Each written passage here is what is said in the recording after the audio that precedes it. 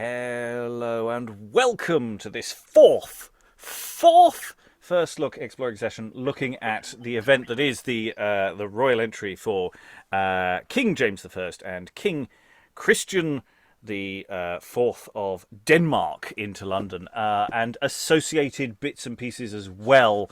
We've got some little bits today, looking at some entertainments. There's a lot more Latin today, which we may or may not do in any kind of level or detail. We shall see how we will go with that. It's much more fragmentary, whereas previous sessions, which we've done quite a lot. On this, so this is our fourth session on effectively a couple of days worth of actual activity.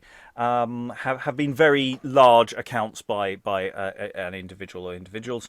This say is much more the sweepings that we have left over, and we're going to see what comes out of it. And in the room we have Greg, we have Tom, we have Desna, we have Eric, and we have Liza, and as a square of greyness on the screen, we have Professor Tracey Hill, author of Pageantry and Power, and all things civic pageantry, or in this case, royal pageantry.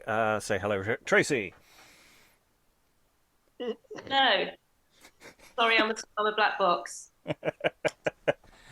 It is what it is. Okay, so without further ado, we're going to sort of just saunter in to some things which are before the event. So we've just got a few records from the City of London. We've got some books from various livery companies as well. Just sort of aid memoir notes on the event upcoming in terms of payments for things, the things they might be buying. So Liza, could I ask you to read the first record of the City of London, and then Greg, if you could read the mayoral precept as well, and then we'll just have a brief pause.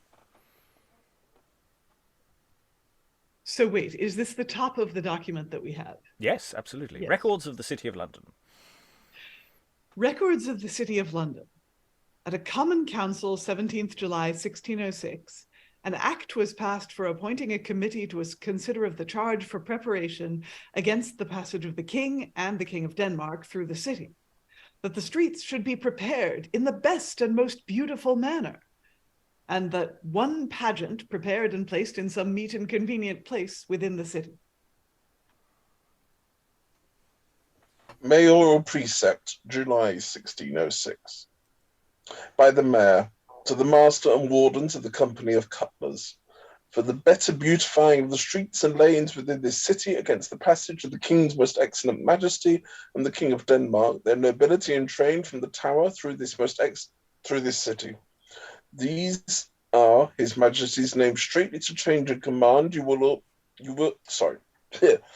These are His Majesty's and named straightly to charge and command you that all excuses and delays set apart you have and provide your rails in a readiness for the livery of your company to stand in and to be set up in the streets against Wednesday, the 30th day of this present month of July, the furthest, and likewise that your said rails against this time be hanged with blue azure cloth, and garnished with banners and streamers in the most beautiful manner that may be as formerly in like solemnities have been accustomed, and that you likewise provide 6 whifflers at the least to every score of your livery, well apparelled with staves in their hands, to stand with their backs to the common pales over against your companies, rails for the better and quieter ordering of the streets through which His Majesty shall pass. And hereof fail you not at your peril, this 21st of July, 1606. And once again, we have, the nature of these kind of precepts is the total absence of punctuation as one sentence elides into another. But there's some really, I particularly liked the ordering of the whifflers. 6 whifflers to every score of your livery. That seems a lot. I know you need crowd control. And think, or is it not a lot? I mean, what's the maths on that? How many of the will be in attendance from each livery company? That is a lot. I think you'd expect maybe 12 per company, not 6 per 12 members of the company when they're virtually outnumbering them. Yeah. I mean, that's a lot. I mean, it's a big event. It's perhaps bigger in scale than say a Lord Mayor's show is. And for those who are new to us looking at civic or royal pageantry, whifflers are your crowd control, as sort of intimated here. They've got the big sticks. They tell you to stay in your lane, and they stand with their backs to the common pales.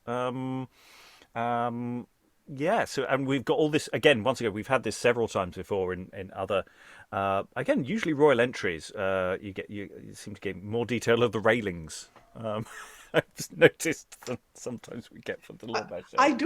I think rails in this instance might not the rails mean rostra, or are they rails for between the crowd areas and the procession areas? Are they literal railings, or are they?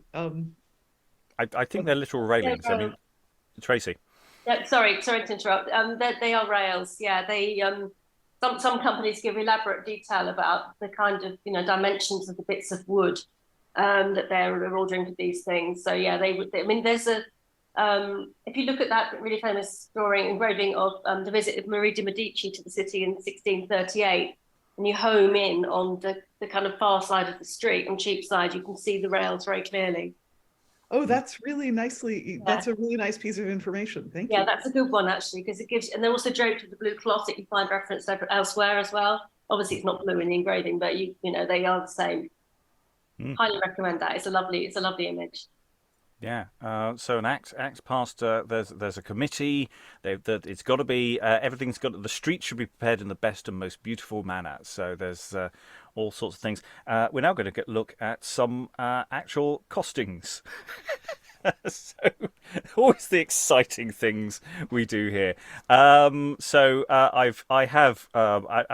left the original Roman numerals in place in case I've cocked up any of the conversions, but you can read in square brackets the conversions. You don't have to translate the Roman numerals because that's always very tedious. I'll ask Desna to read the Cordwainers Company audit books. Eric, no, Tom, could you read the Couriers Company Masters and Wardens accounts? And Eric, if you could read the Turners Company Wardens accounts. This is seat of your pants stuff. This is as exciting as pageant this stuff gets. So Eric, I just have a silly possible question. Basically, Cordwainers, Couriers, and Turners are actual livery companies. They're not like this. This is not like right. Yeah. Sorry, that was basically the question there. They're different companies within the city that do different things and sell different things. I'll go to Tracey. Yeah, they are. The Cordwainers, the shoemakers, and the cutlers make knives and swords and things like that. Have an interesting relationship with the armourers for obvious reasons. The Turners turn wood, so make bowls and other sort of small items. And they're all members of the livery. Yeah, they're all livery companies within the city. Okay, let's find out who spent what. So we'll start with Desna and the Cordwainers. Cordwainers Company Audit Books, 1595 to 1636. 1606 to 7 in brackets, payments. Item paid for the company's dinner when the kings of England and Denmark went through the city, 30th of July, 1606. £4, 9 shillings and 2 pence. Item for carrying poles to the company standing, 6 pence. Couriers Company Masters and Wardens accounts, 1627 and 8, 1673 and 4. And brackets 1606, payments. Paid towards the charges of the King's passage through the city and the King of Denmark, the last of July. 1 shilling question mark. 1 shilling. And Eric. Turner's Company Wardens accounts. I don't know what the Wardens do, but anyway. 8th of July, 1606. Paid towards the pageant and railing the streets, according to the precept from the Lord Mayor. 34 shillings. paid for 3 streamers paid for 3 streamer staves, 4 shillings. Paid for painting of them. I'm guessing that's for painting of the streamer staves. 18 pence. Yeah, trying to read down a little hard. Paid for 8 staves for the whifflers, 2 shillings. Paid for carriage, the standing to and fro, 2 shillings and 4 pence. Paid for hiring the cloth on the rails, 3 shillings and 8 pence. Paid for nails and quarters, 2 shillings. Paid for a carpenter and his man, 3 shillings. Paid for deal boards, 5 shillings and 6 pence. Paid for a man to watch the standing, 2 shillings and 4 pence. Paid to the carpenter for taking down the standings when the king went through London, 12 pence. Yeah, there's some really interesting charges in that, which I'm really quite interested in. I love the paid for a man to watch the standing. I mean, is that basically having put everything up the day before, you've got a night watchman hanging around to make sure that nobody's nicking anything? Am I misinterpreting that, or am I in the right area? That's what it is. That again is exactly the same today. When you've got something big happening in London, either for a big event or for filming or something, where you've got these people sitting around all night. They've got to be paid. 8 staves the whifflers. So 8 staves, it costs 2 shillings. Nice to know. There's lots of little details in there that I'm really really interested in. Also, that the carpenter to take everything down. I mean, the get out always takes less time than the get in. But 12 pence seems a little light for the dismantling of things. Is it the carpenter in this sense, that just the guy with a hammer? So I'm the guy who has to just knock all the bits out. You then carry it away. I'm not sure how that works. Anyway, thoughts on the Tracey and then Eric. It's often about how highly the actual work is esteemed. So if somebody gets 12 pence or 6 pence for something, it's pretty like, off you go, sonny. If you get, 10 shillings or something, then they're taking you seriously. That's kind of the difference, really. Deal is a kind of wood. It's just the cheap wood that was used for these kinds of things. And they probably kept the standings, actually, attended to, because they're relatively expensive to put together. They would have stored them somewhere in the hall. Eric? I was just going to ask, because it says paid for hiring the cloth on the rails. I'm guessing that's they would actually hang, decorate the rails with something, like they did for Mary's funeral, which we read Elizabeth's funeral ages ago, or I don't know, whichever. Funerals get confusing. Anyway, yeah. I think we did Mary's funeral. I think we did. Yes. Yeah, it was. Yeah, there was a lot. There were a lot of masses. I remember that well. I remember the cloths and the very elaborate cloth descriptions that we had. Anyway, yeah. So is that what's that describing basically? Yes, I think so. And also the company, the dinner with when the kings of England and Denmark went through the city. Are the kings of England and Denmark in attendance, or that's just their own company dinner? Because £4 9 shillings, I don't think that's enough. So I think that's just after they've been through this. This is our shindig.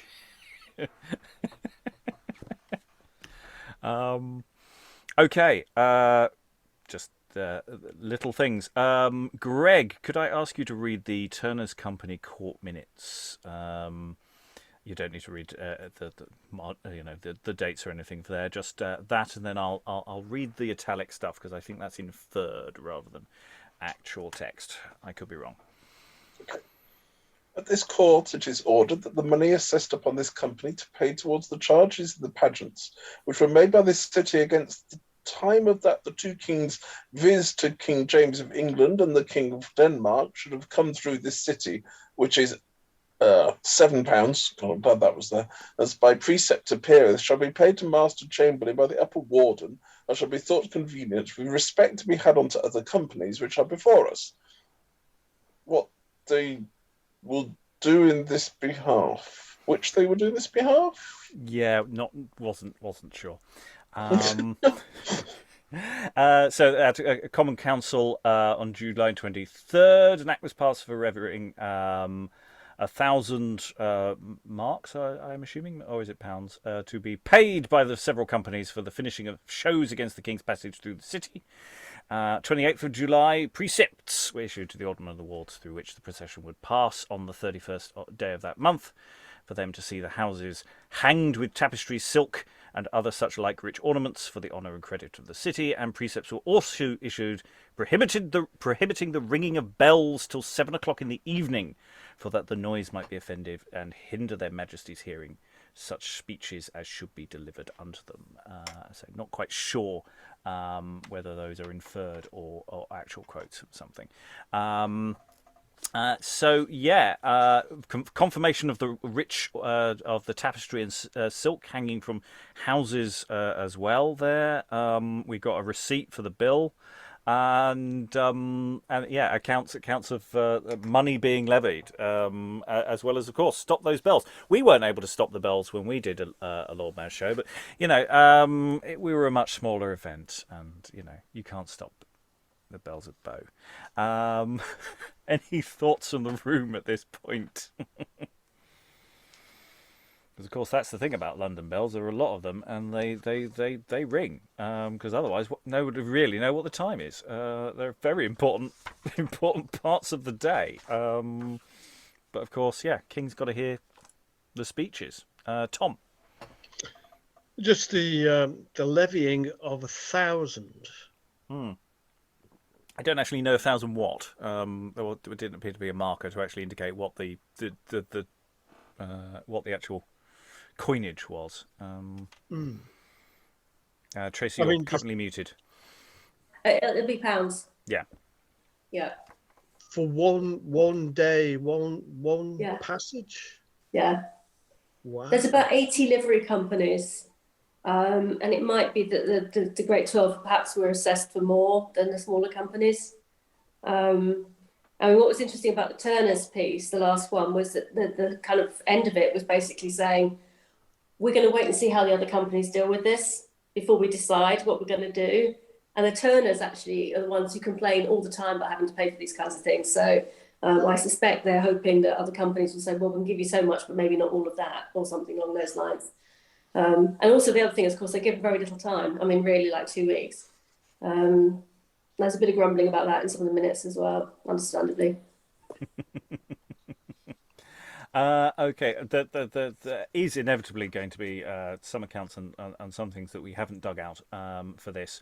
But that was just to give you a reasonably nice little overview before we go to another account. And this is where we can actually get our tongue in gear and our teeth in position to actually say some words in flow. So we're going to read a continuation of Stow's Chronicle, which furnishes some additional particulars relative to the preceding royal visit.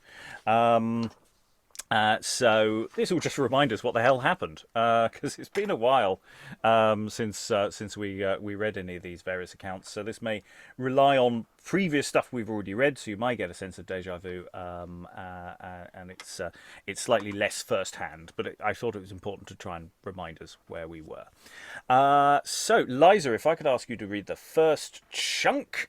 Desna, if you could read the next chunk the next morning, and then Eric, the chunk after that, by this time King James, and then and then Greg, actually, could you read the chunket after that as the King of Great Britain? Then we will pause and circle round after that. But I think let's give it some steam.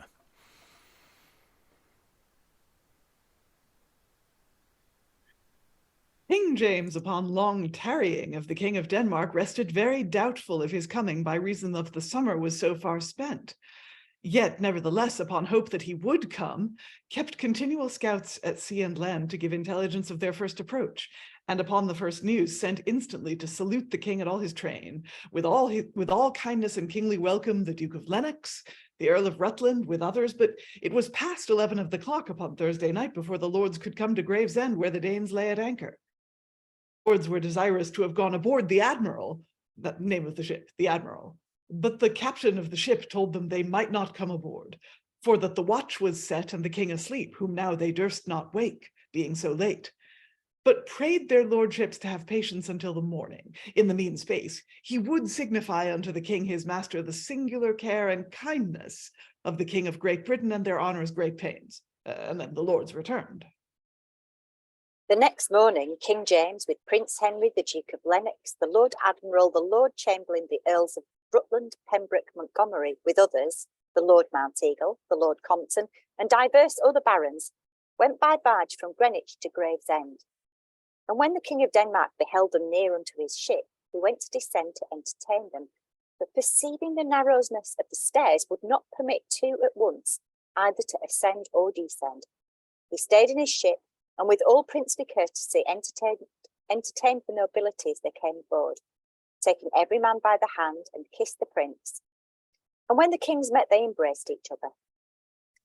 Then the King of Denmark led the King of Great Britain into the cabin, which was very beauteous, and placed him upon the upper hand, giving him precedence all the while they were aboard, which kindness King James performed unto Christians in all places, wheresoever they met during his abode in England. Both kings dined in the cabin, and the lords, with others, were very, very honourably feasted in another room. They rested themselves a while, and after supper, King James brought his brother of Denmark unto his lodging, which was within the garden on the Tiltgard side. The next morning they rode a hunting into Elton Park, and the morrow after, being Sunday, King James feasted King Christianus and all his train. The two kings and the prince dined at one table, and their councillors another, placing a Dane first and then a Briton throughout the table, etc. By this time, King James understood that his brother, by reason of his late coming as aforesaid, meant not to stay so long, nor to visit so many parts of the kingdom as he purposed when he first prepared to come for England. Gave forthwith order to the Lord Mayor of London to prepare the city against Thursday night? Senate, seven nights. Oh, okay. Thursday's Senate. Thursday's Senate, yeah, find that sentence and start again.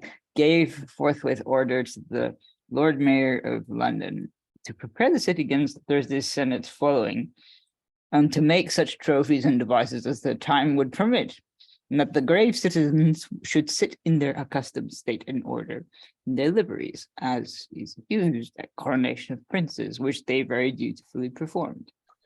As the King of Great Britain in his princely kindness gave precedence to the King of Denmark, so likewise did the nobility and others according to their place give the upper hand to the Danish councillors and officers. The King of Denmark's pensioners rode on horseback, but his guard went on foot, having now omitted the carrying of their muskets, and marched with gilded halberds, which King James had caused to be given them. And so we pause there. A detail I don't recall from other sessions, but I did miss one. The King James understood that his brother meant not to stay so long. I really like that. It's going right. Well, we've got this stuff. We're ready. No, I'm not staying that long. So I don't know if that was in the previously, Liza. Well, it's the opening of this account mentions the long tarrying of the King of Denmark and the summer being well spent. So he's come later in the year than they've expected him to, in any case, and he probably can't stay that long because winter is not sailing season. So he probably has to get back while the weather is still good. Yeah, I mean it's sort of that sort of the. It's a question of dating and of all, because we've just gone through various accounts which are all dated in July. This is happening in beginning of August. And talking here that you've got basically a week to get your stuff together. So I'm curious about this account in terms of precise precision, in terms of how and why things are happening. I think this is closer to a more secondary account than a primary one, the other ones we were looking at, because I'm not quite sure precisely when this continuation is dated from. So it's an interesting little detail. But yeah, the admiral, the ship, lots of details we've had before, going hunting, and details that we will have more of later on when we go back over other accounts of elements of this. Any other thoughts before we go forward? Eric? Why would King James like give them halberds? Is that like just I mean, obviously it's a weapon of a sort, but would it not just be like or a gift basically? So they were basically carrying the gifts that they were given. There's all these various gifts and presentations. I think we had more detail in some of the other accounts of some of the gifts being given back and forth. I don't remember that one specifically, but giving you some gilded swords and take them on the procession, will you? You know, that'll look lovely. I seem to remember there was this whole thing about feathers and like blue caps and red caps. Anyway. Yeah. So that's what kings do. They give each other gifts, and heads of state still do it today. It's that sort of thing. And then where do you put them? Where do you put all the gifts? You put them in your massive houses. That's what they're for. Okay. So let us move on.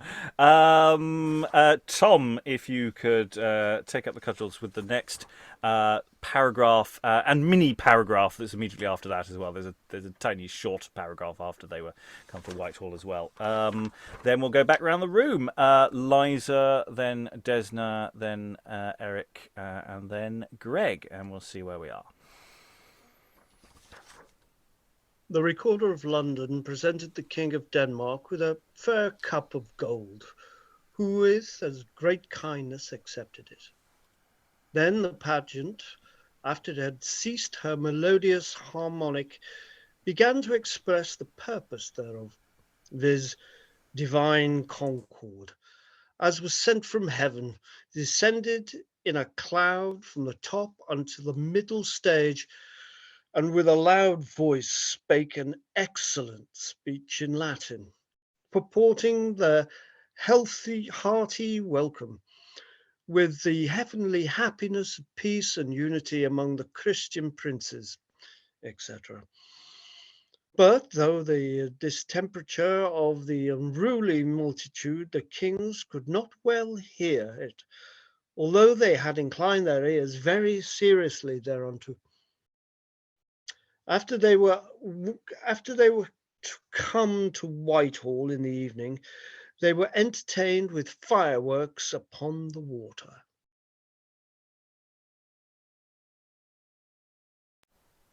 The next morning, King Christianus and Prince Henry, with others of both nations, went unto the Abbey of Westminster, and into the Chapel Royal of Henry VII, to behold the monuments against whose coming the image of Queen Elizabeth and certain other images of former kings and queens were newly beautified, amended, and adorned with royal vestures.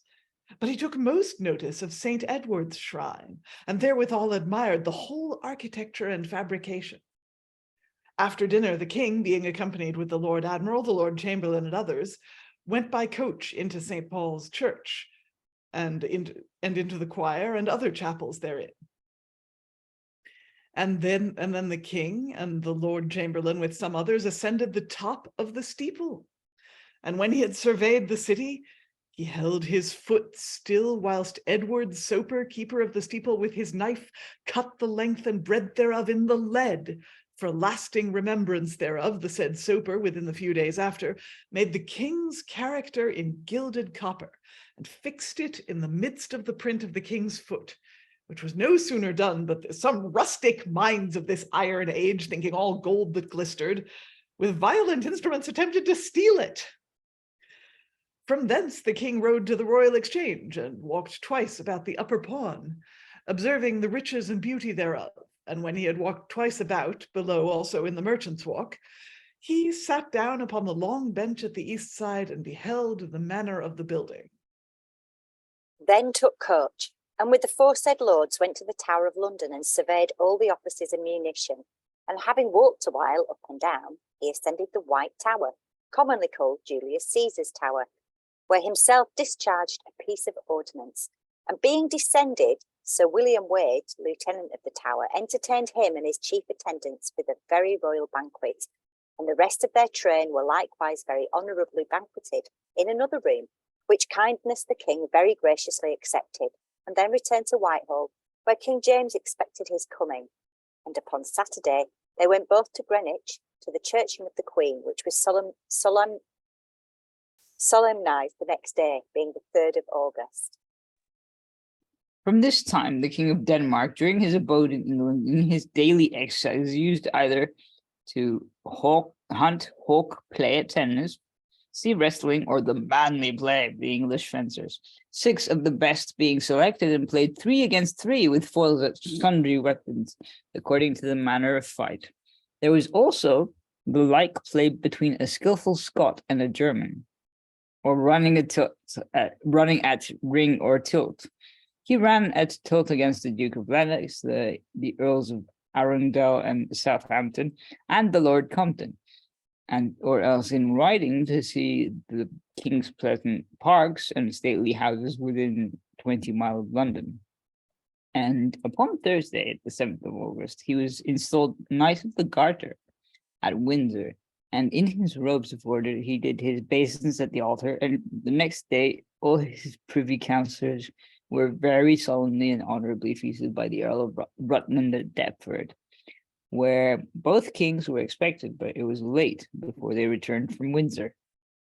Sunday the 10th of August, both the kings, the Queen, Prince Henry with all their councillors, chief officers and attendants were most sumptuously feasted at Chatham in the Elspeth Jonas, which gallant ship was wondrously adorned with cloth of gold, and in the half-deck a rich chair of estate. After dinner they went from that ship to the White Bear upon a bridge above 12 score yards long, made of fire mats railed in on either side, which floated upon the water and was so broad as 4 men might easily walk together. At the middle of this bridge was a great hoy, which they called the kitchen, wherein the diet for that day was dressed. And when the kings and the rest were gone past the windmill hills, then the galleys, ships, and castle discharged their ordnance to the number of almost 1,200 shot. Well, there's a lot of detail here that I'm very interested in. That I enjoyed. We promises of fireworks. Yes, we had fireworks on the water. I like the detail of the kings could not well hear it, though they inclined their ears very seriously thereunto. Which just has this sort of image of the 2 kings like a dog just going, yeah. It's just no, couldn't hear it, mate. Couldn't hear it. Have we had the whole thing about the foot and the have we had that one before? Did we not have that one before? It feels like a story that I'm not wholly sure I believe in, but I kind of do believe the idea that people might try and nick it. I'm very curious about that one. Tracey, really hope it happened. I think it's just it did make me think of the whole kind of Hollywood thing, whatever it is. I'd never seen any reference to anything like that ever before. But it seems like a weird thing to make up. So it probably did happen. I mean, John Banks rode a horse up St Paul's steeple, so anything goes really. Yeah, around about the same time. Yeah, there's lots of sort of stuff. Everything seems to be matching reasonably well. The churching of the Queen, the various fights that were happening on separate events, and to keep everyone entertained. I think the dates, broadly speaking, all match. We do have some slight variation on when things are happening. And then this that last paragraph was quite difficult to make out what actually it was saying, because it's quite a weird phrasing of things as to the various ships and the stuff. Oh, is this the meat ship? Have we just encountered the meat ship again, haven't we? I was wondering that too. The kitchen was a great hoy which they called the kitchen. So the kitchen was a separate vessel.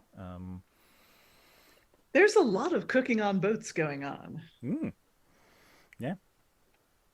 Well, I say in one of the other accounts, the king does Denmark does explicitly say, "Where do you dress all this meat?" And say, "We've got a boat for that. It's fine. It's over there." So yeah. So yeah, it's matching, but it's again, all of these accounts have this slightly different edge, slightly different stories that they're picking up, and it's the sort of the nature of first-hand accounts like that. Other thoughts, Tom? How many of these places are still existent? A reasonable chunk of it is, these are some. You know, some have changed over the years, but I think a reasonable number of these are extant complexes, if nothing else. You know, Tower of London hasn't changed a vast amount. I don't know about the various houses they're staying elsewhere, but I say the sites where Liza may do. Well, I mean, Westminster Abbey is still standing in the same royal tombs that they saw. I did like the detail about the tomb effigies being newly repainted and dressed. They did dress the tomb effigies in actual clothes at that time. And Paul's is sadly different because St. Paul's is different. It no longer has a steeple; it has a dome now. So the Philistines. The keeper of the steeple would be sad to know that all his hard work in memorializing the king's footprint was melted in 1666, a mere 60 years after this. Yeah. Tibbles is still there. Say again? Tibbles is still there. Yes, we have yet. Yes, we will hear more from Tibbles later. What about the White Bear, the pub they go to from the ship lying at anchor? Yes, I put that in the text in bold because I wasn't sure if it was whether it was something on the land or if it was another boat because we're all very boat driven. But I wasn't sure what it was. The White Bear upon a bridge, so it does sound like it's an actual building on a bridge. No, they built the bridge. They went from the ship to the White Bear via a bridge that they built, a pontoon bridge floating on the water that was made of fire masts.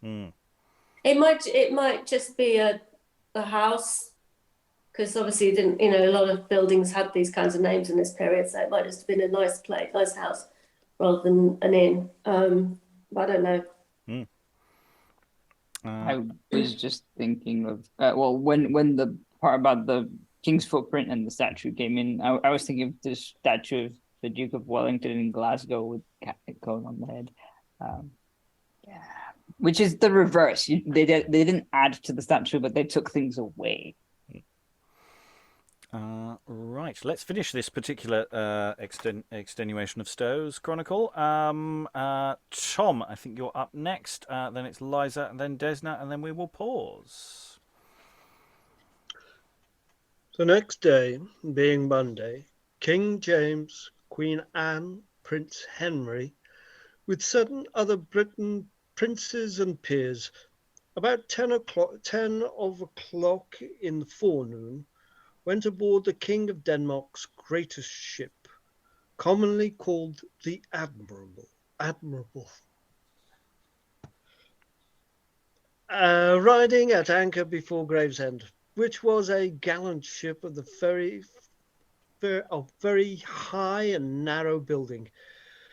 The beakhead and stern, with her 3 galleries, were fairly gilded, the wast and half deck adorned with arias and other rich ornaments, wherein the said princes were very royally feasted, as they were sat at the banquet, greeting each other with kindness and pledges of continuity, amity, and heart's desires of lasting health. The same was straightways known by sound of drum and trumpet, and the cannon's loudest voice being ever first in the admiral,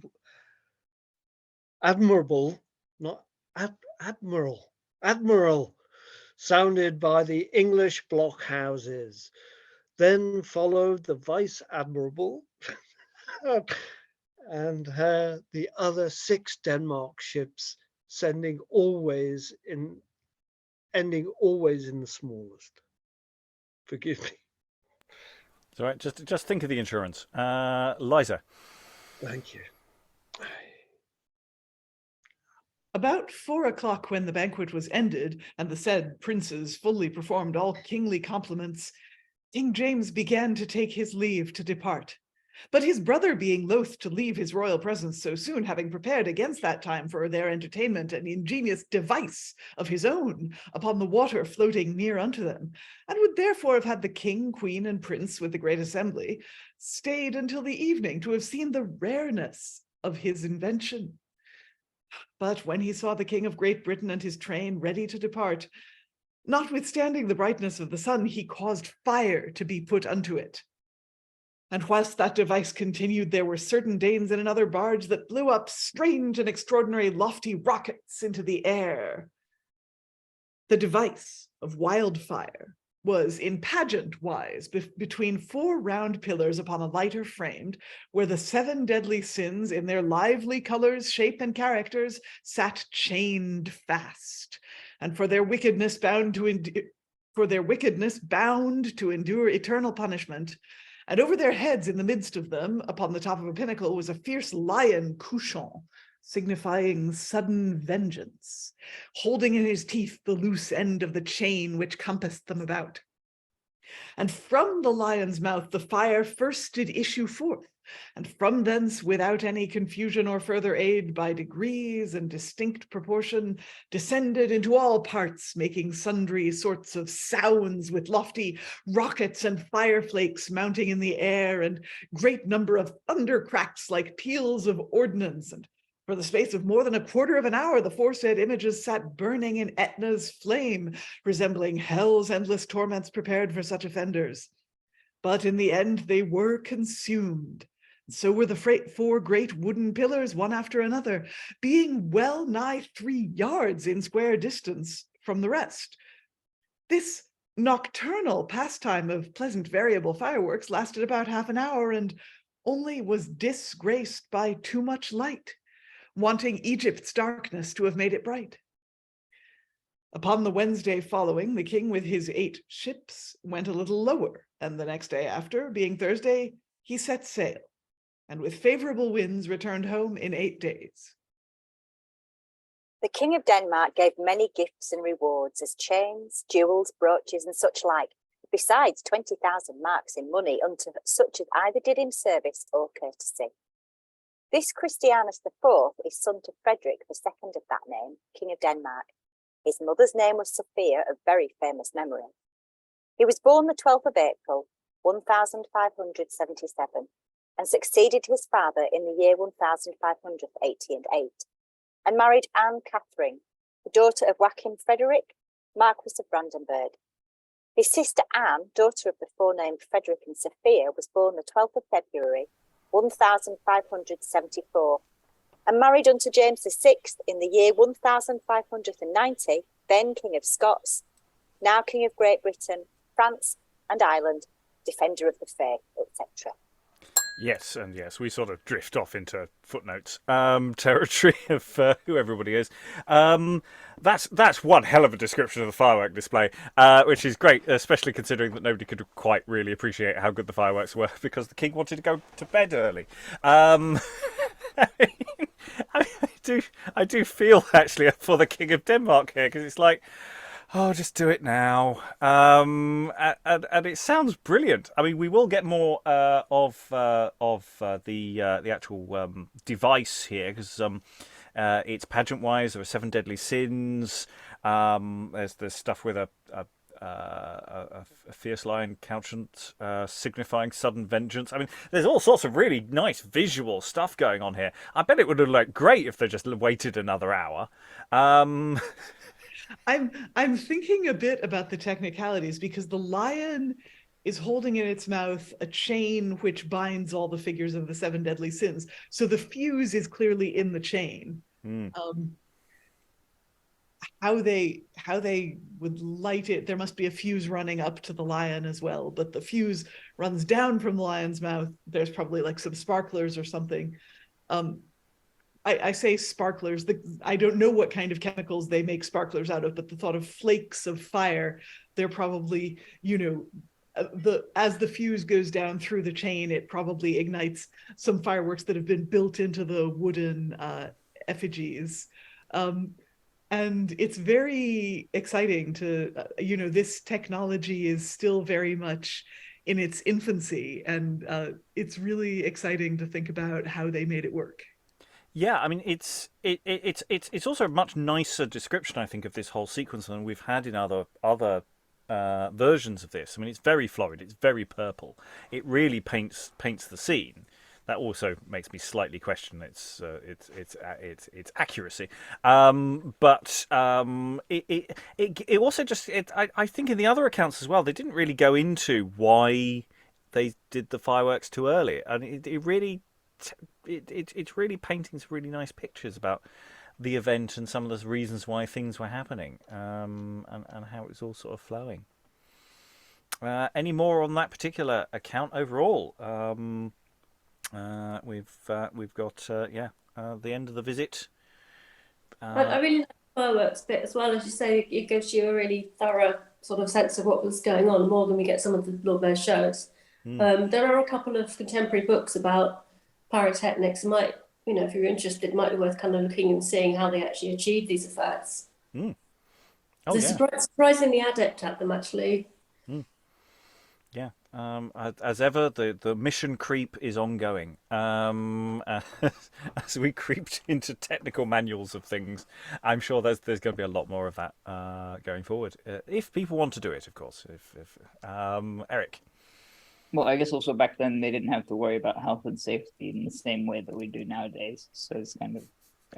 I think there was a health and safety concern for the king's person, but everybody else can go hang. Yeah, pretty much. Okay. We've got a couple of letters coming up. Various letter accounts of things. So, who was next? Eric, if you could read the letter that's coming on. We've got some Drummond. I don't really know who Drummond is. I will just double check that in a moment.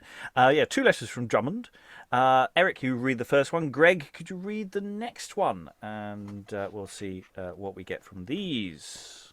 So the following letter, dated Greenwich, August 6th, is copied from this Drummond.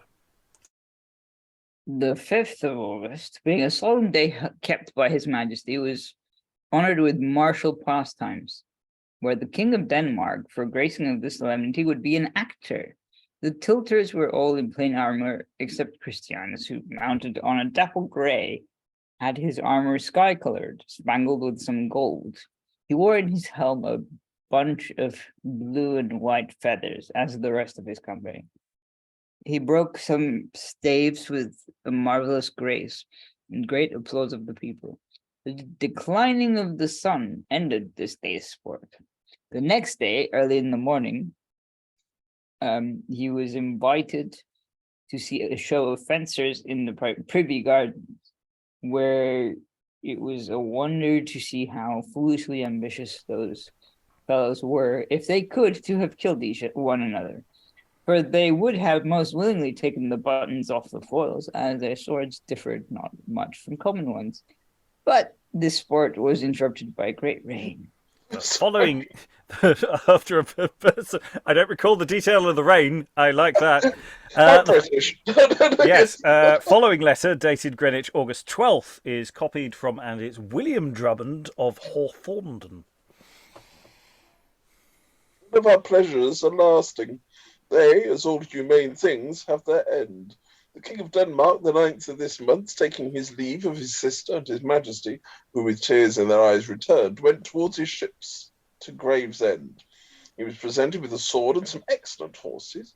He liberally rewarded much of the king's servants, as were appointed to attend him, left a general commendation in this island of his virtues, which is much beholden unto him for honouring it with his presence. For although sundry thought it dangerous that princes should see other, yet in the meeting of 2 such kings, what peril could the most politic judgment foresee?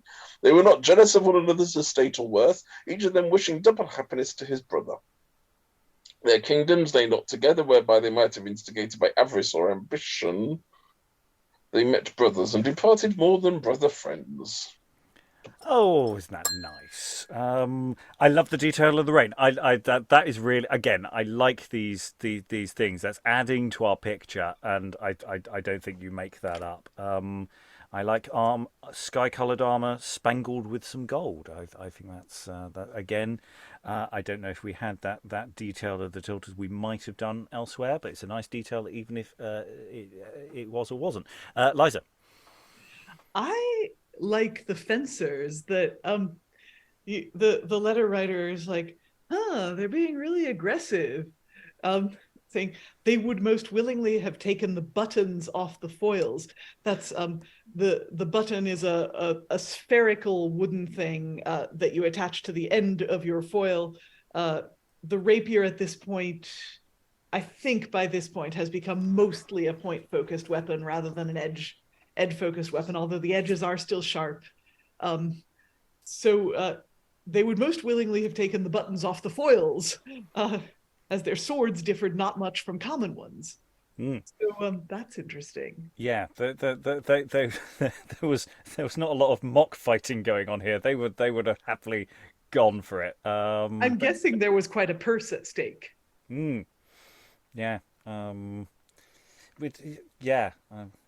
Well, for some reason, all I have in my head is two Klingons going at it with battlers. But that's just I'm just getting my genres mixed up. Eric. I was just gonna say, I mean, they're fighting in front of the king, so they have to make an impression. Absolutely. Okay. Anything else on those things? Towards the latter end of the visit, those accounts there. And yeah, we're going to go to a different account now.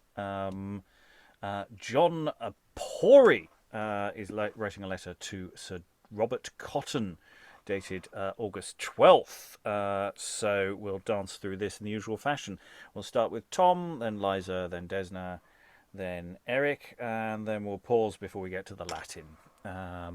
But it does get us closer to the fireworks, so the Latin is important.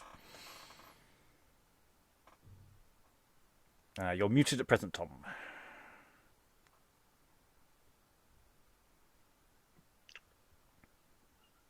Sirs, on Sunday, the King, Queen, and Prince, lying the night before in the Bishop's Palace at Rochester, had a Latine 2 sermon in the Cathedral Church, preached by Dr. Parry, who delivered so good matter with so good a grace as their majesties were very well pleased to hear him.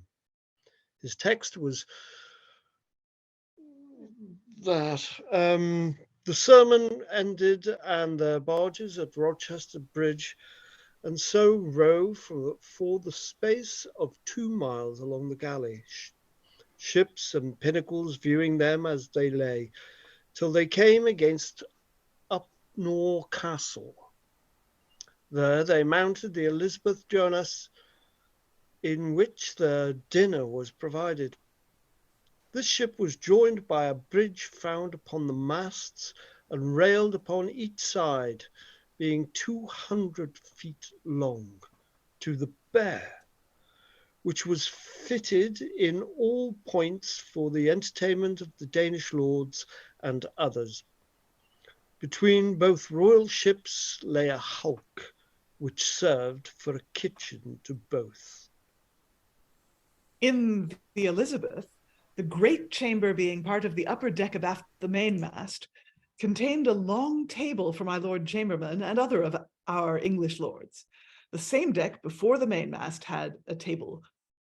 The same deck before the mainmast had a table for the ladies. So lords behind the mainmast, ladies in front of the mainmast.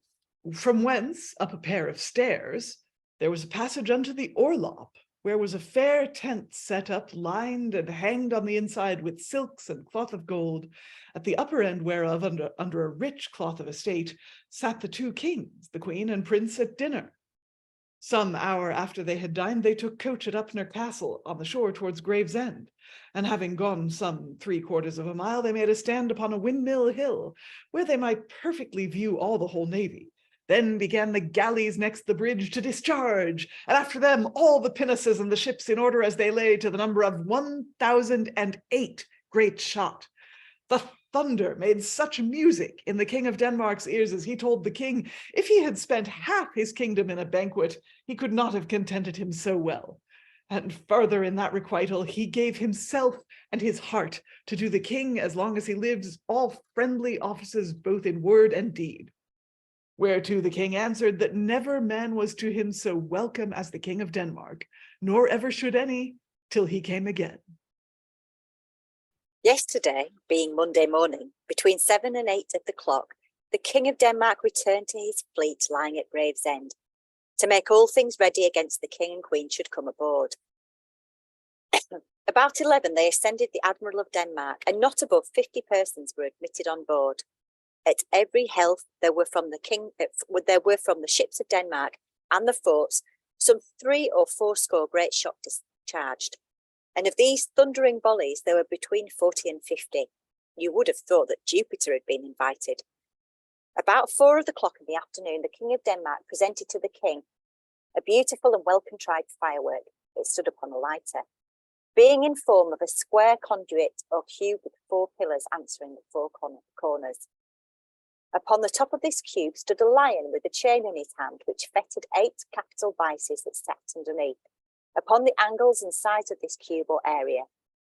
This firework was appropriated to the month of July, the lion representing him in the zodiac, as by these verses written about him in golden letters you may perceive.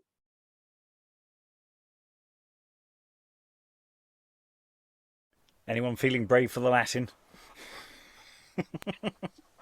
Ecce leo sumi genuinus solus alumnus, in transcriptions are hard. In usens noxis ferea vincula malis, te docet injectus vitium cum pescere fraenis, scilicet, I'm mangling this, scilicet indi viri mens generosa liquet. And then we have the vices in particular being ascribed a series of epigrams, which we won't attempt. But we'll pause there for a moment. So it seems clearer now that the White Bear is a ship. It seems the way they're describing it there, rather than a specific place. They heard a lovely sermon from Dr. Parry. His text was Fax Judicium et Verdibus Facium Domini. I have no idea what that particular text is, but I'm sure someone actually will know that is a thing. We get, once again, all these details of discharging of cannons and the various pledges they're making as they're doing that, and yeah, it's all generally very hearty, isn't it? They're having a lovely time.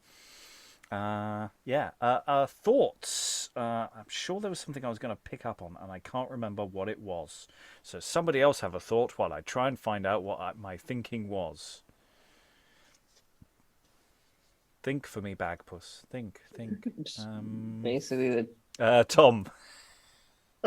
Just this discharge of thunderous volleys and all the ordnance that are being.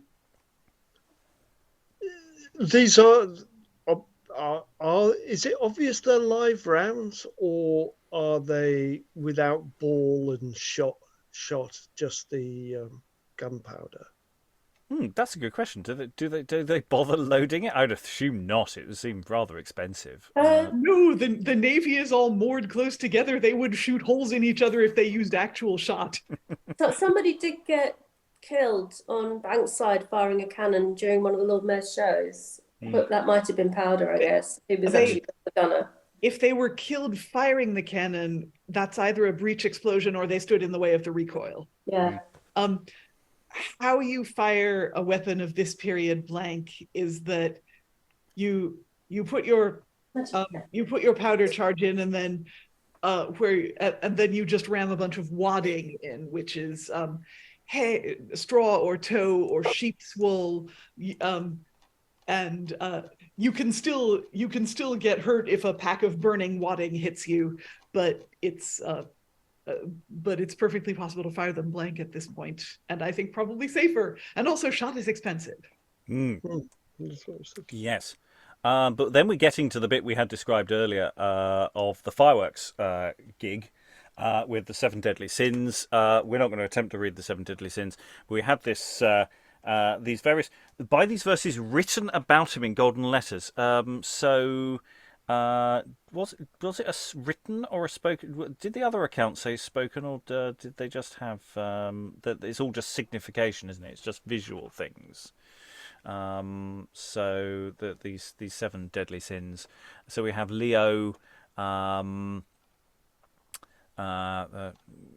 the sun, conquering evils, and these are the evils being all the vices. It's July, so the sun is in Leo. But also we have a lion, so it's doing all of the things. He says it's appropriate to the month of July because the sun is in Leo. Top of this cube stood a lion. Was it described as a cube, or was it? I thought there were pillars. But cube could be a cube there are pillars at each corner, and then there's some kind of thing connecting the pillars at the top with the lion sitting on it.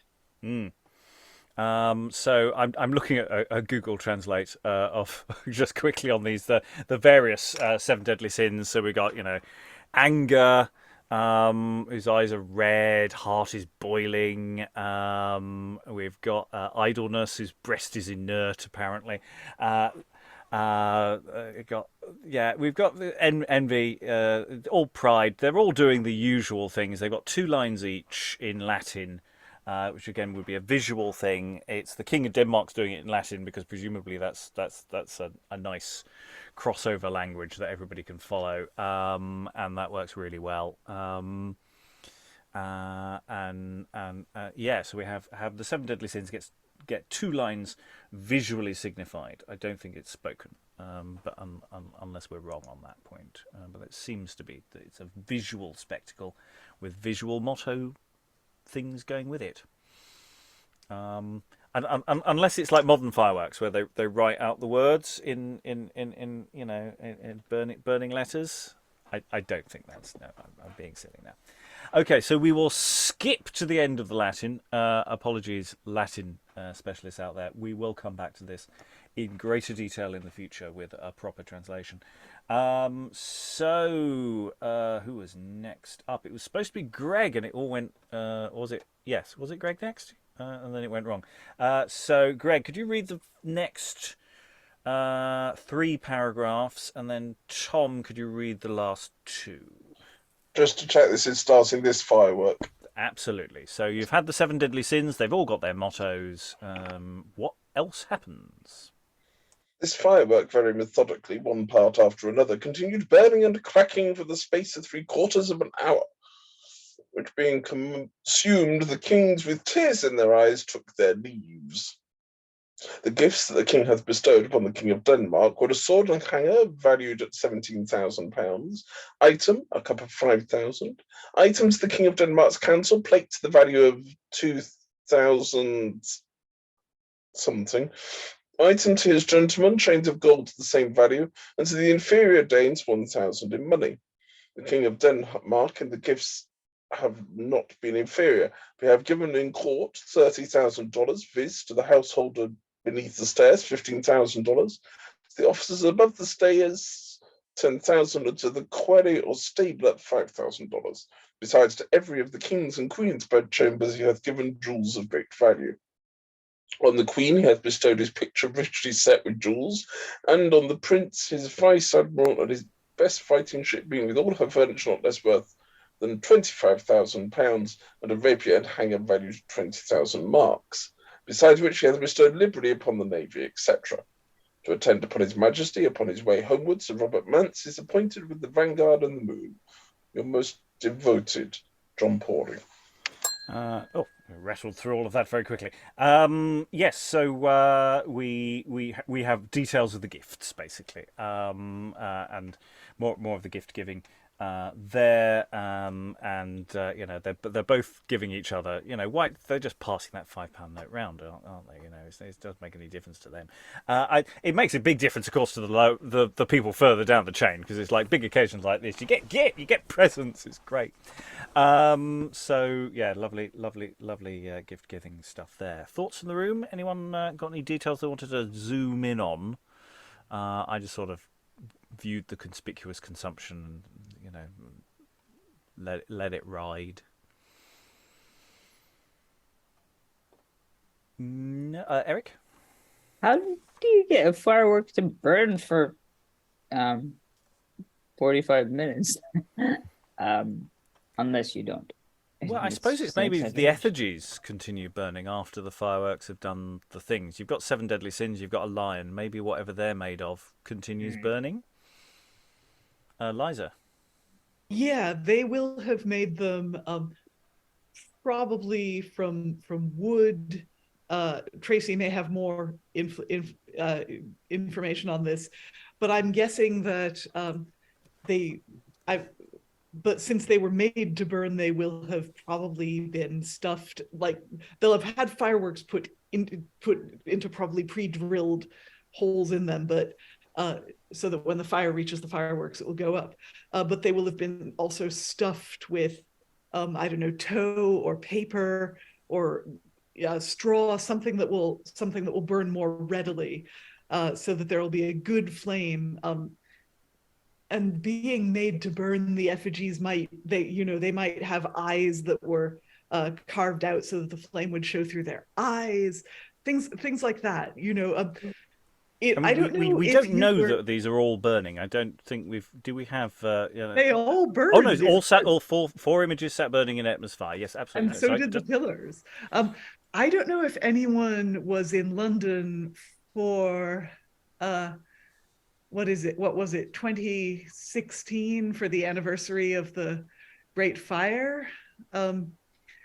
But they built a wooden model of the city of London on the river, which they lit on fire, and we watched it burn.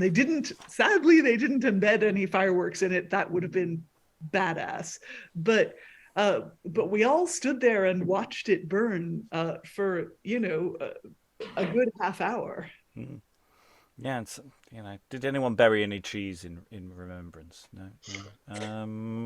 Anyway, let us go on to an account of something a bit different.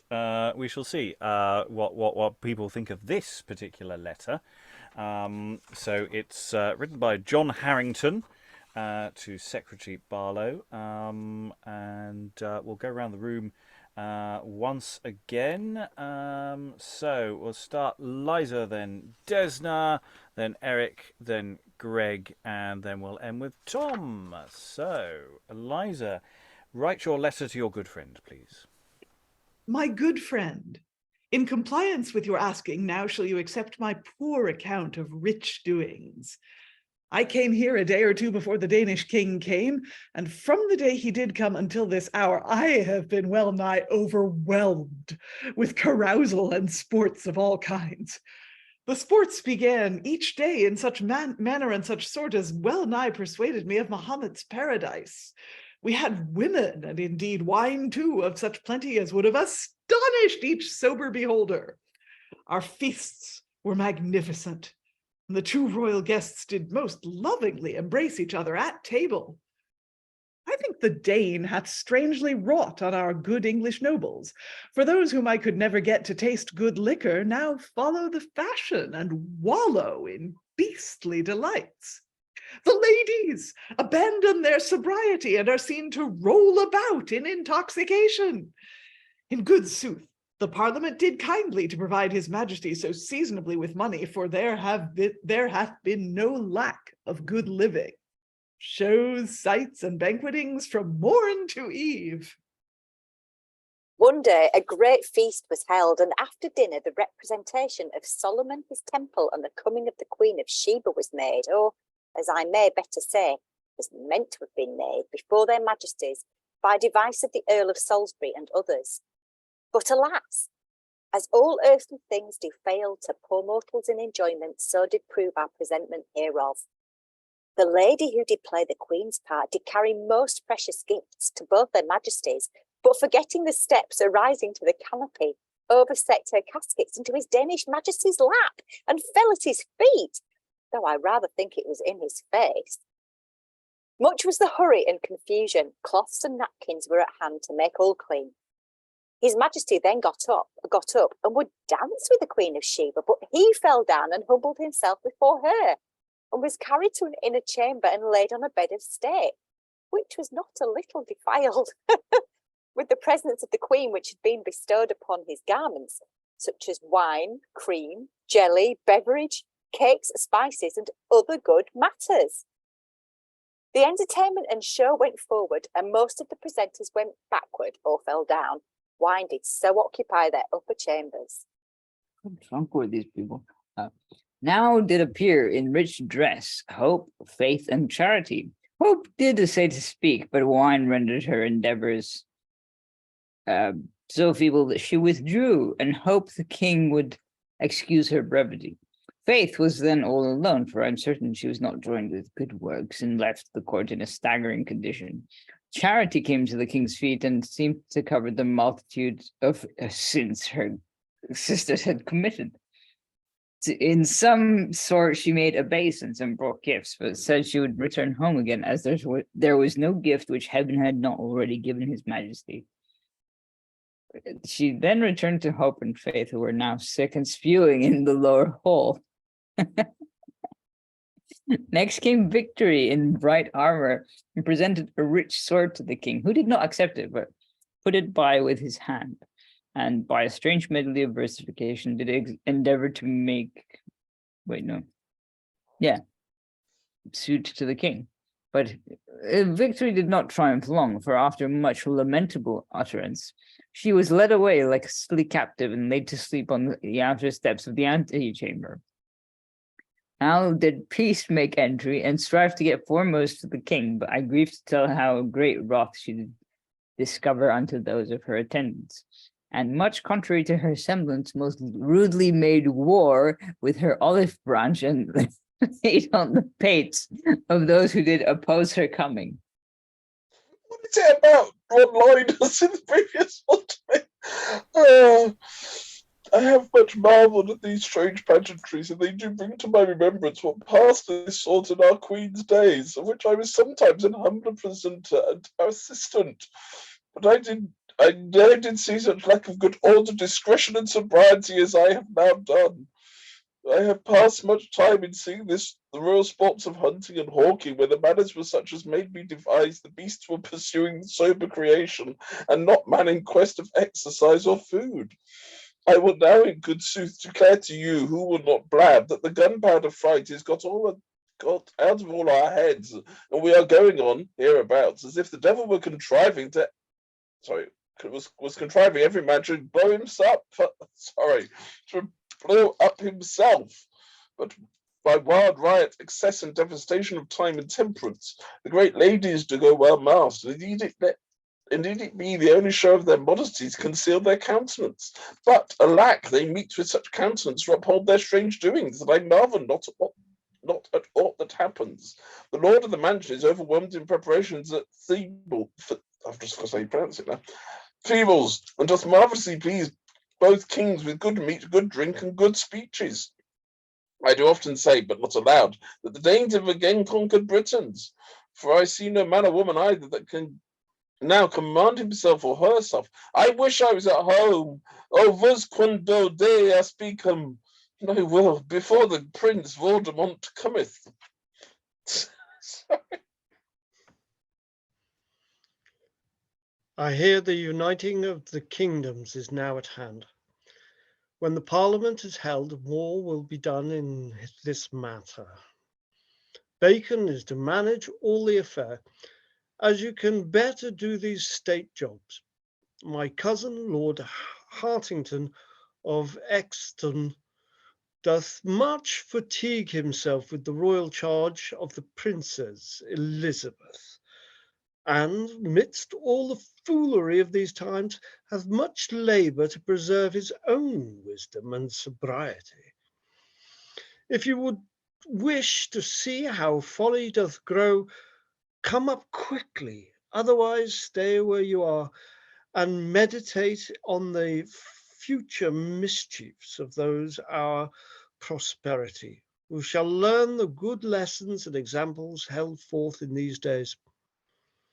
I hope to see you at the bath, and see the gambols you can perform in the hot waters very speedily, and shall rest your assured friend in all quiet enjoyments and hearty good affections. John Harrington. Okay, so we have this thing. Now, I think it's important to note that I don't think we have any reference to this particular incident in any of the other texts that we've done. Whilst I am sure it is a reasonably accurate portrait of certain elements of the court, I think there's a lot of exaggeration here, and possibly it's all made up. I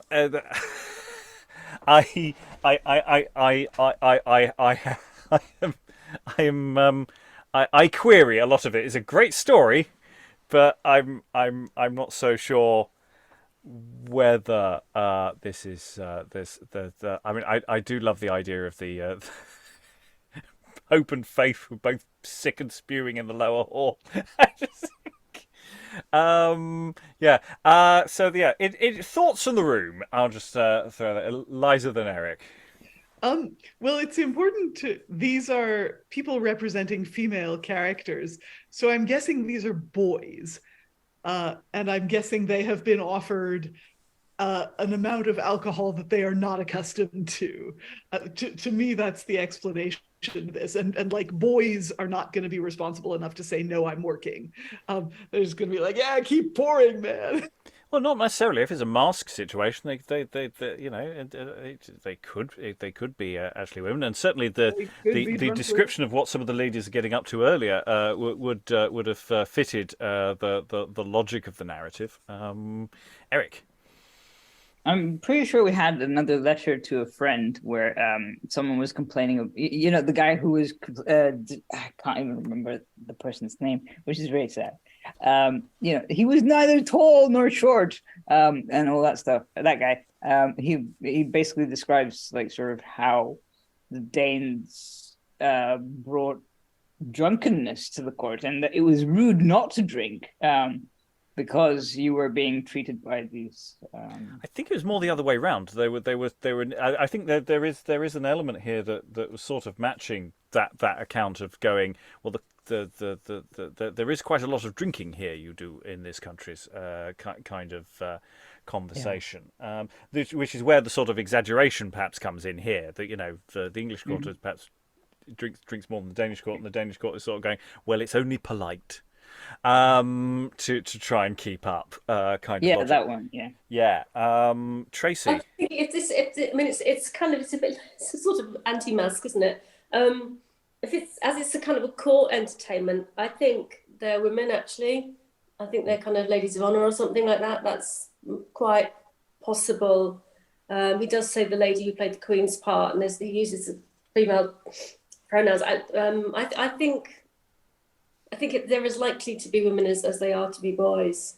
I'd love to think it's accurate. It's one of the funniest things I've ever read from the period. It's perhaps a little bit too pat. You know, he's fighting everybody with their olive branch. I mean, it's screamingly funny and also just too good to be true, really. But I'm happy to continue on the basis that it's kind of true. I mean, certainly, you know, this kind of antics at court were not unheard of. No, I mean, I think that there is, there's some there's definitely some exaggeration going on here for effect. I think that's reasonable, but I say I don't think we've really got any reference to this particular mask type thing happening. So there is all sorts of interesting questions about that. We come to, however, our last sort of bit of business, or bits of business, most of which I don't think it would be fair to make us read out. So what I'm going to do is I'm just going to screen share the Latin chunks that we've got. There are some bits in English. There's some very important bits of description, and there's at least one speech in English in the later entertainment at Tibbles. But we are returned to the speech of the Recorder of London, of which there's two slightly different versions of, but it's basically the same speech. And then a description of the pageant of triumph with Concordia, London, Londinum, and Neptunus, and this bit I think is supposed to be by Marston. I think, yeah, John Marston, and so this will actually be our last bit of Marston. For the record, we will have done all of it at least once as a read through. So I'm just going to say bring up my screen now. So that we've got a bit of text. So this is the Recorder of London speech, Sir Henry Montagu. It's from the 31st of July, and then he's going to salute the majesties, and he's sort of going, "Hey, normally we only have one king about, but look, we've got two. Isn't it great?" Is I think the sort of gist of that particular bit of text. But more importantly, we have what follows in English, which is in a description, which I will ask. I think we're back around to Liza again. Liza, could you read the scene or pageant of triumph presented itself in this figure in the midst of the vast sea? The scene or pageant of triumph presented itself in this figure. In the midst of a vast sea compassed with rocks appeared the island of Great Britain, supported on the one side by Neptune with the force of ships, on the other Vulcan with the power of iron and the commodities of tin, lead, and other minerals. And, continue. Over the island, Concord, supported by piety and policy, sat enthroned. The body of it thus shaped, the life of it thus spake. Whilst the tritons in the sea sounded loud music, the mermaids singing, then in a cloud Concord, descending and landing on the crag of a rock, spake thus. And we have a fairly chunky bit of Concordia, and Concordia does definitely go on for a fair amount of text. But we get a little, let's say, more description of the actual pageant itself that we actually get as part of the royal entry itself. Yes, we get a personification of London appearing, it looks like, and then Neptune. Yes, so I will scroll down so we can get some more. Concordia continues at length, brings up Brutus, I think, in there, and various presumably previous figures. We have Londinum and Neptunus. So that's bringing in sea gods there, and I won't inflict the Google Translate on you. And we close with Vivant and Marston. Says thank you very much. So it's a bit of a shame that we're not really in a position to do some fluid Latin for our viewers and listeners, because it's not quite within our skill set to do this level of text work. But it is there. It's that look. We've done a reasonable pass on it. But yeah, so we have a text. We've got the text that would have been heard. We don't know what the sea sounded over the sea sounded loud music, and the mermaids singing. I don't think we have any indication what the mermaids were singing, which is a bit of a shame. But yeah, Concord is there. Concord as a point between the two kings, which everyone has actually said that they were very cordial with each other, and that there wasn't any sort of fighting between the two, egos trips between them, and that seemed to go reasonably well, and that London isn't,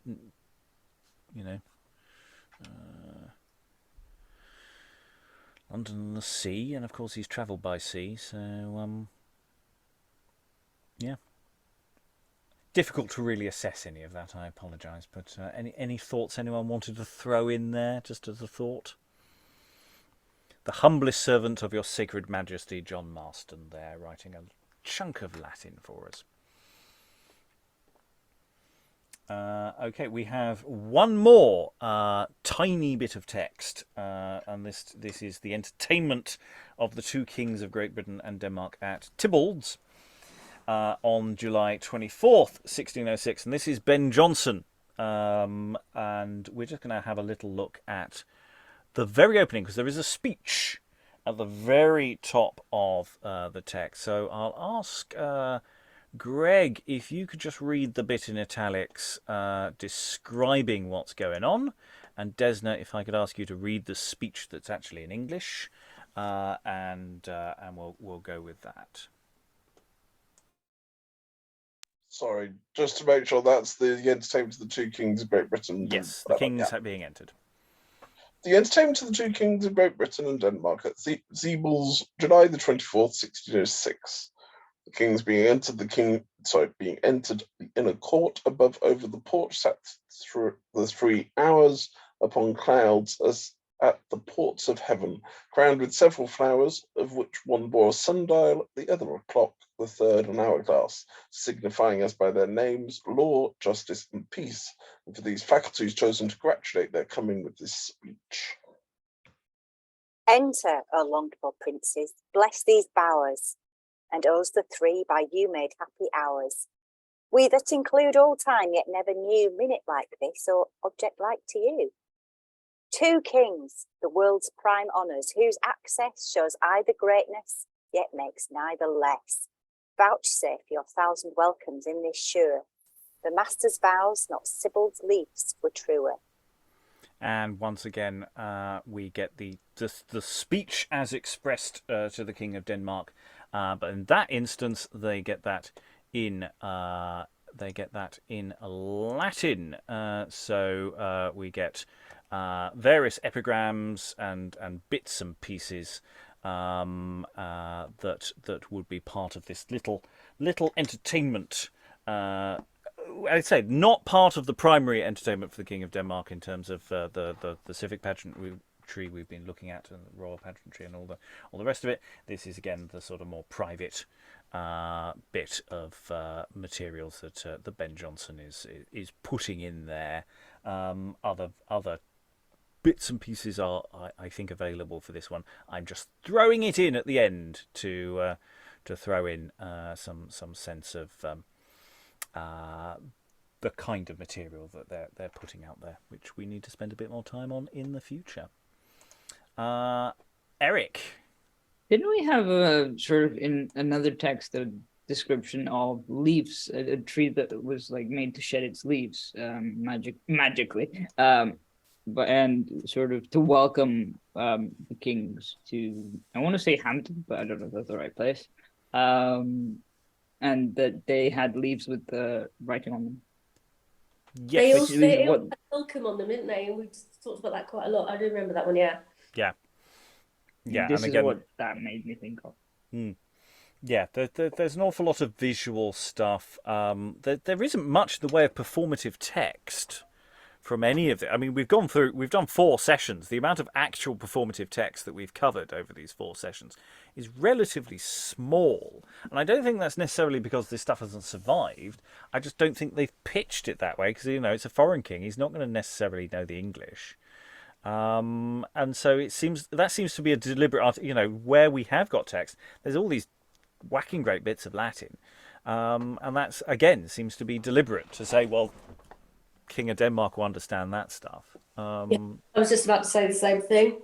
And I was also thinking 1606, who would be the kind of obvious candidate for this kind of role? Because Marston is not usually in the frame, obviously. No. Maybe Marston was a good Latinist. Maybe Jonson recommended him. I'm not really sure. I mean, Monday's Latin is probably about as terrible as you can imagine. Yeah, it's an interesting one. I mean, he's not a figure that really crops up in this context ever again, as far as I know. No. And it's very, very different stuff to what he's doing on the stage. I mean, it's a totally different universe. This is not to say that this is all the text for the visit of the King of Denmark in 1606. I think we've probably covered pretty much all of it. I think we've covered it reasonably exhaustively, and this session has been a lot more bitty as we've danced between. It's not really in a proper temporal order, and say it's one of those things of, do you treat the individual events that they're doing with the king separately, or or should we to the actual triumph itself, do we focus in on the triumph, or do we just treat the entire event as just one never-ending public spectacle, which to a degree it is. It's this sort of kind of problem actually when it comes to looking at royal entertainments, which we're sort of starting to get to the lower slopes of looking at, of just going, well, basically everything any monarch does is a performance. It's all performative. So it's kind of the terror of mission creep for me, is just how much of this stuff are we actually going to have to work through, because rather than just specifically the actual performance texts, because there's potentially vast amounts of material, even though the actual performance texts are really very short for a lot of these materials. Where do we stop is the question that I will occasionally ask. Thoughts from the room, final thoughts from the room. You can talk about this session, you can talk about any of the previous ones. How are we feeling about the visit for the King of Denmark? It's got this sort of nice awkwardness of a visit. Bits of it go really well. Bits of it, it doesn't quite. Oh, it rained then. They wanted to go early, so they couldn't do. They only had a week to prepare this bit, even though they've probably been preparing for ages. All these nice little backs and forths. I think it must have been exhausting. That's the kind of main thing that comes across to me. Apart from all the feasting and drinking, it's just kind of being hoiked about the country on horseback or in a carriage, presented with this stuff. And I'd imagine by the end of sort of day 4 of Latin orations, he probably wanted to claw his eyes out. No wonder they wanted to really have at it with swords. I think I probably would by that point. And of course, the detail, the Queen having a churching. The Queen's not having a great time. This is not, the timing of this is not great for her. And so it's all sorts of interesting awkwardnesses that might go on there. I think the Danes were legitimately just a little shocked at, quite how much eating and drinking they were expected to do. Tom, you were waving. Oh, I was just thinking that previous was like the BBC reporting of the event, very proper, very, very lovely, very. But this. I don't know about the reputation of the Danes or the English, but I can imagine a lot of drinking did happen, which makes it fascinating, really. Behind the scenes, I don't know about people throwing up and fighting, but I can imagine it, yeah. Maybe that's just me. Yeah, no, I think it has, and by zooming in and out, from accounts where we're just finding out how things are costed and when things are ordered, through to gossip, some of which seems quite real and some of which feels massively exaggerated, to more official accounts of things. It's really interesting the way you sort of zoom in and out on the event, and sort of the details you might pick up if you were one place, but you'd miss if you were somewhere else. And because it has so many witnesses, it's sort of like, it's frustrating for when we look back at, Lord Mayor shows where we only get a tiny bit of data from one data point. Whereas this has just so many data points. It's really nice. Greg, any final thoughts? I'm going to pick on one little thing. I really found it fascinating. It was fascinating, the whole thing, but the gunpowder plot really just sang out to me as a reference. It was really interesting. That's one of the. There's probably loads, and I know there are, but that's the first time I've ever heard a contemporary voice speak of it. So yes, and the fact that the English were being told off for being too riotous post such a big event was quite interesting. Yes, we did have various... people were told to be on their best behaviour as well, otherwise terrible things would happen to them, and we had that in previous sessions. Eric, any final thoughts? Well, I think because here we have different sources of material in this particular document that we've collected, and they all say that that people were making so much noise that the kings could not hear the Latin. There's a part of me going, yeah, I mean that would make sense because they were excited to have a day out. I mean, come on, they would have a mini holiday, but also there's a part of me going, how much of the Latin would the kings understand? Were they just smiling and nodding? Because I seem to remember in a different session on a play, we ended up with some characters who had written basically the myth of some people who had basically written in Latin to each other, even betrothed, engaged themselves to each other, but then couldn't understand each other because they pronounced Latin differently. So, yeah. They could not communicate, which must have been interesting. Yeah, I don't know. I just like the drunk version of everything in this. Liza, any final thoughts? Well, I love the multiplicity of sources and the different voices we have all describing this event. And as a theater person, I love the descriptions of things not going quite right, because when we have a play script from this time, we have the script as people wanted it to be, but when we have the account of an event, where there was this really great fireworks display planned, but it was noon and it was really sunny and no one could see it, but the king was about to leave, so they had to set fire to it. And then, you get the marvelous, drunk people trying to bring elaborate gifts of food to the king, but instead spilling food on his face, and drunk Victory trying to present him with a sword, and the king being like, no.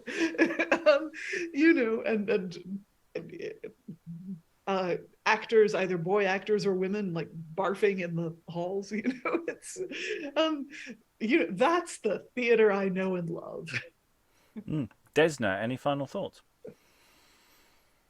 No, well, yeah. No, yes. It's a bit like this collection to me is a bit like a scrapbook. You've got some official posed photographs, you've got some receipts for things, you've got some salacious gossipy bits. Maybe, yeah. I just kind of really like the collection of perspectives.